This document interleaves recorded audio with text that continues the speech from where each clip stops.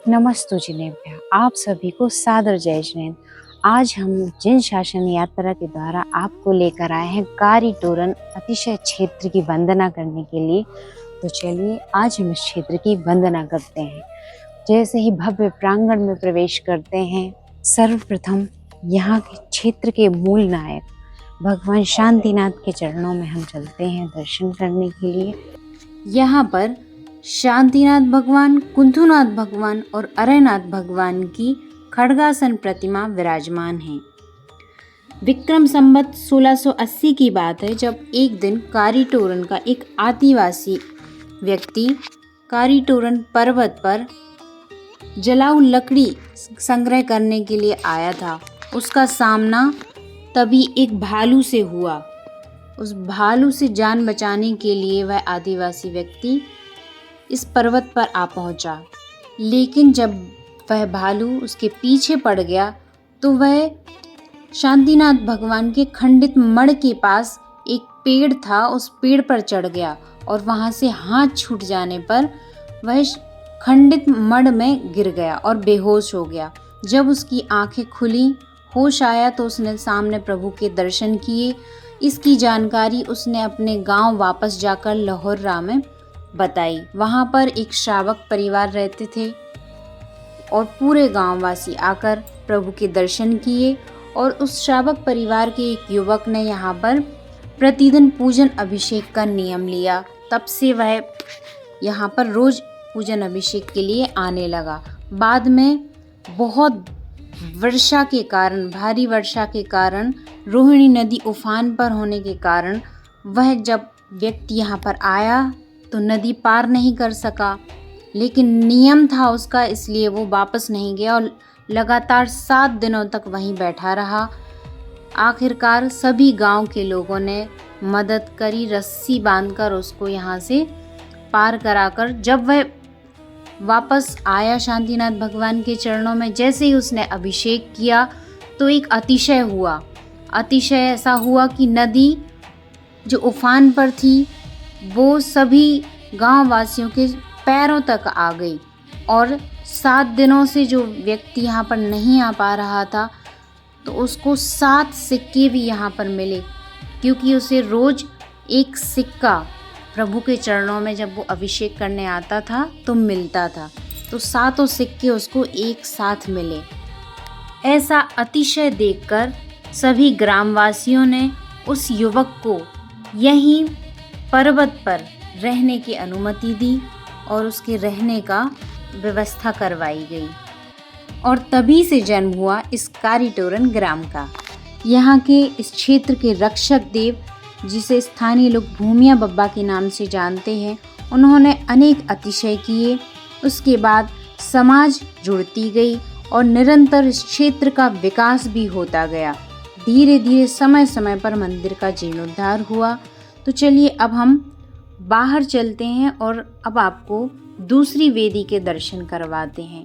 ये है दूसरी वेदी, जिसमें एक प्रतिमा विराजमान है, जिसे पहले आदिनाथ भगवान की मूल प्रतिमा समझकर लोग पूजते रहे। बाद में वो संभवनाथ भगवान की प्रतिमा बताई जाती है, क्योंकि उस प्रतिमा पर चिन्ह नहीं है। इस कारण प्रतिमा बहुत ही प्राचीन और बहुत ही सुंदर स्वरूप में है। आप देख सकते हैं, हमने भी जब पहली बार दर्शन किए तो हमें लगा आदिनाथ भगवान ही हैं, लेकिन बाद में जानकारी लगी ये संभवनाथ भगवान जी हैं। इन प्रतिमा जी के बारे में भी एक अतिशय है। जब स्थापना हो रही थी इस प्रतिमा जी की, तो इनका भूमि पूजन पहाड़ी से नीचे करवाया गया था। तो उस परिवार में, जो परिवार इनकी स्थापना करवा रहे थे, उनके परिवार में एक बच्चा था जो बड़ी उम्र, किशोर अवस्था तक पहुंच गया था, लेकिन वो बोल नहीं पाता था। तो जब भूमि पूजन हुआ पहाड़ी के नीचे जिनालय का, तभी वो बच्चा अचानक से बोल उठा कि दादाजी, यहाँ पर ये मंदिर क्यों बनवा रहे हो? अगर ये प्रतिमा यहाँ पर विराजमान हो जाएगी तो ऊपर कौन जाएगा? तो जो अभी तक इस उम्र तक वो बच्चा बोला नहीं था, सभी ने देववाणी समझकर पुनः शांतिनाथ भगवान के पास ही दूसरी वेदी का निर्माण कराया गया और यहीं पर प्रतिमा जी को विराजमान किया गया। तो ऐसी अतिशयकारी प्रतिमा जी के दर्शन, अभिषेक करने का हमें सौभाग्य मिला। ये बहुत ही पुण्य का उदय है हमारे। यहीं पर रत्नमय वेदी भी विराजमान है जिस पर 24 तीर्थंकर भगवान जी विराजमान हैं। यहीं पर बहुत ही प्राचीन प्रतिमाएं, यहाँ पर धातु की प्रतिमाएं विराजमान हैं। इनमें से एक झालावाड़ के पार्श्वनाथ भगवान की अतिशयकारी प्रतिमा है।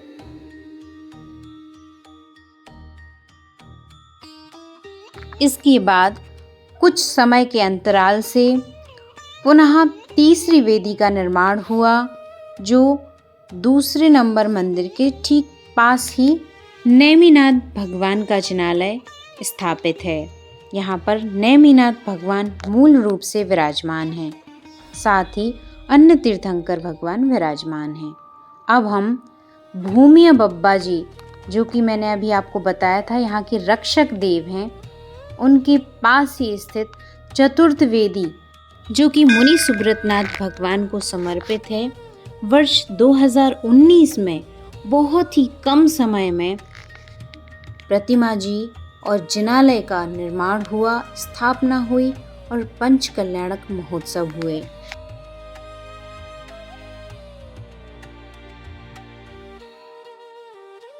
मंदिर क्रमांक 4 के दर्शन करने के बाद अब हम चलते हैं श्री शांतिनाथ सहस्त्रकूट जिनालय। यह एक नवनिर्मित जिनालय है, बहुत ही सुंदर इसको निर्माण किया गया है। ये जो जिनालय है इसमें अष्टधातुमय प्रतिमाएं विराजमान की गई हैं। अष्टधातुमय सहस्त्रकूट जिनालय के नाम से इसे यहाँ पर लोग जानते हैं।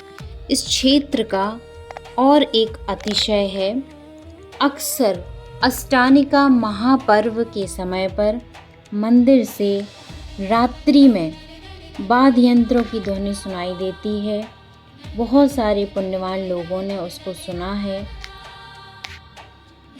अक्सर नाग जाति के देव नाग रूप में अभिषेक, पूजन को और प्रवचन आदि सुनने को यत्र तत्र विचरण करते सहज दिखाई देते हैं।